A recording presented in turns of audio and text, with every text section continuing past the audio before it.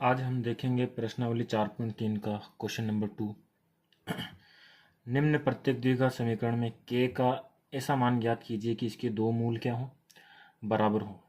तो हमने मूलों की प्रकृति में जो 3 केसेस पढ़े थे, उसके अंदर जो मूल होते हैं द्विघात समीकरण के, वो बराबर कब होते हैं?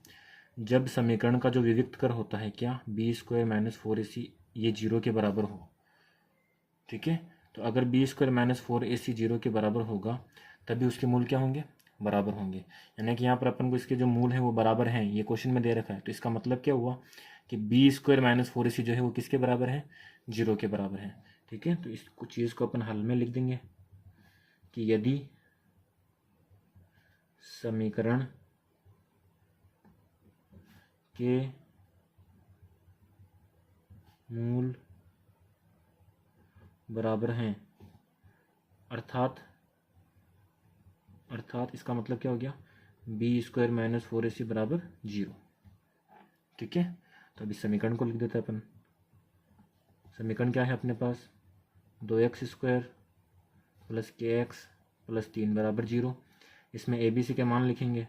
ए का मान क्या है, x² का गुणांक 2, बी का मान क्या है, x का गुणांक यानी कि k, और सी का मान क्या है, 3। ठीक है, अब b² - 4ac निकाल लेते हैं।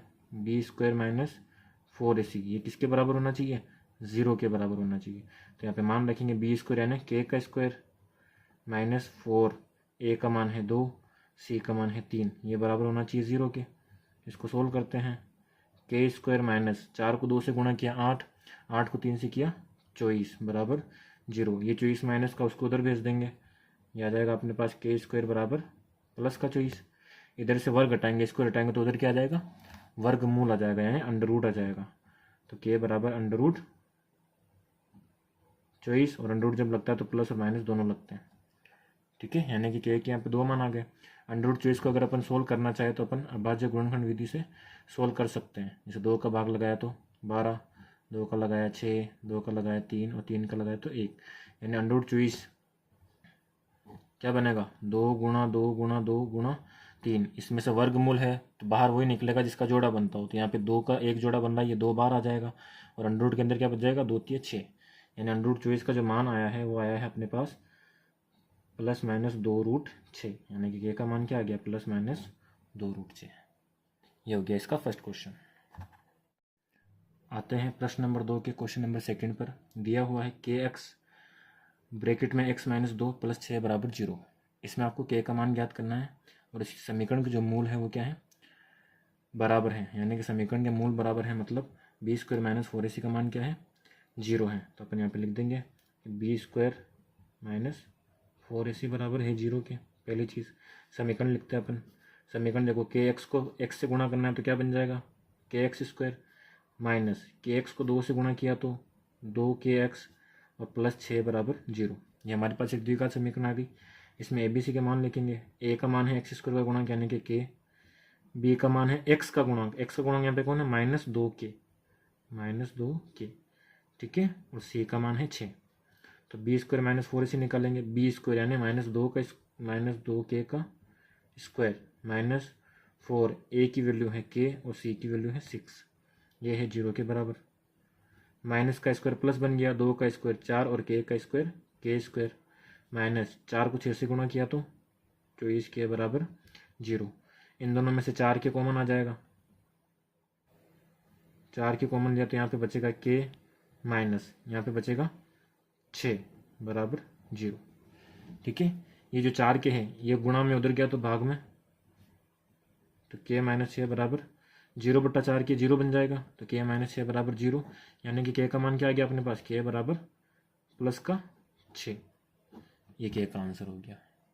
प्रश्न नंबर 3 क्या एक ऐसी आम की बगिया बनाना संभव है जिसकी लंबाई जो है वो चौड़ाई से 2 गुनी है।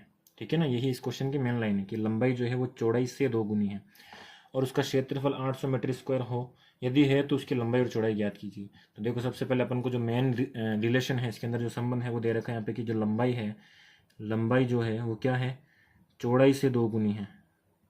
ठीक है, इस चीज़ को अपन को ध्यान में रखना है। तो इसी से अपन को पता चलेगा कि अपन को x किसको मानना है, लंबाई को या चौड़ाई को। तो देखो, x किसको मानेंगे अपन, चौड़ाई को मानेंगे तो लंबाई क्या आ जाएगी, 2 गुणा x आ जाएगी। ठीक है, तो अपन सबसे पहले यहाँ पे लिखेंगे माना कि आम की बगिया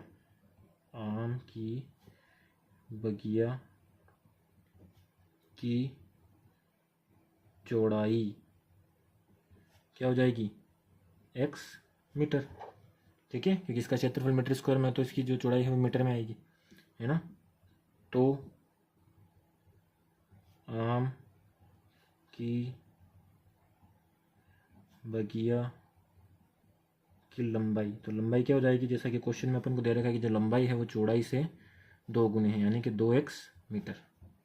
ठीक है, अब इसकी लंबाई 2x है, चौड़ाई x से अलग अलग है, और लंबाई और चौड़ाई अलग अलग किस में होती है, आयत में होती है। यानी कि जो आम की बगिया है वो किसके आकार की है, आयत के आकार की है ना। अगर वर्ग के आकार की होती तो लंबाई और चौड़ाई बराबर होती।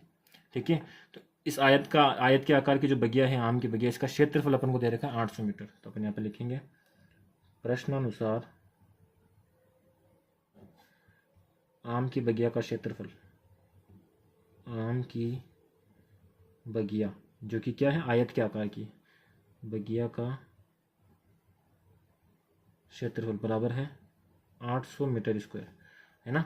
और आम की बगिया का क्षेत्रफल, ये आयत के आकार की, तो आयत का क्षेत्रफल क्या हो गया अपने पास, आयत का क्षेत्रफल होता है लंबाई गुणा चौड़ाई, बराबर क्या है 800 मीटर।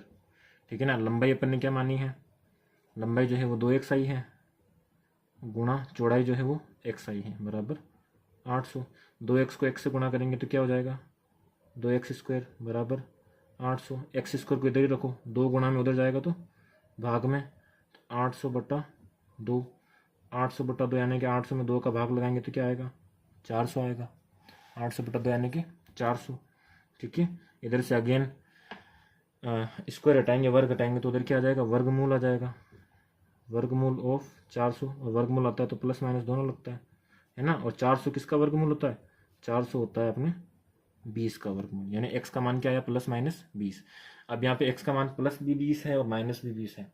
ऐसा क्यों होता है, यानी कि 400 जो है ना वो प्लस 20 का भी वर्ग 400 ही होता है और माइनस 20 का भी वर्ग 400 होता है, क्योंकि माइनस जो है वो उस पर वर्ग लगता है तो वो प्लस बन जाता है, इसलिए अपन यहाँ पे प्लस माइनस दोनों लगाते हैं, है ना। लेकिन इस क्वेश्चन में क्या है, अपन ने x किसको माना है, आम की बगिया की चौड़ाई को, और चौड़ाई जो है कभी भी ऋणात्मक नहीं होती, माइनस में नहीं आती। तो x का मान क्या आ जाएगा अपने पास, 20। ठीक है ना, प्लस का 20।